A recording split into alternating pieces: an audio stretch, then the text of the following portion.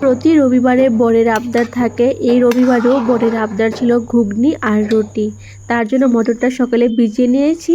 এখন কুকারে মটরগুলি দিয়ে তার সাথে জল আর 2টা আলু দিয়ে দিলাম। এখন সামান্য নুন, হলুদ আর 3টা কাঁচা লঙ্কা দিয়ে 3টা সিটি দিয়ে দেবো।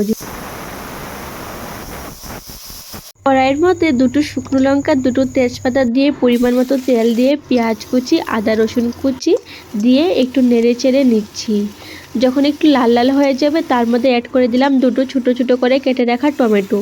যে টমেটোগুলি একটু নরম হয়ে যাবে তার মধ্যে অ্যাড করে দিচ্ছি জিরে গুঁড়ো, ধনে গুঁড়ো, লঙ্কা গুঁড়ো। আমরা ঝালটা একটু কমই খাই, তার জন্য ঝালটা একটু কমই দিয়েছি।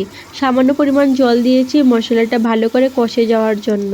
তো মশলাটা ভালো করে কষে যাওয়ার পর যখন তেলটা ছেড়ে দিচ্ছে, এখন আমি অ্যাড করে দিচ্ছি ঘুগনিগুলি। আর দেখো জাস্ট কালারটা কতটা সুন্দর এসেছে, একদম দোকানের কালারের মতো। আমি নিজেই নিজের রেসিপির তারিফ করছি। একদম হুবাহু দোকানের ঘুগনির মতনই কালারটা এসেছে।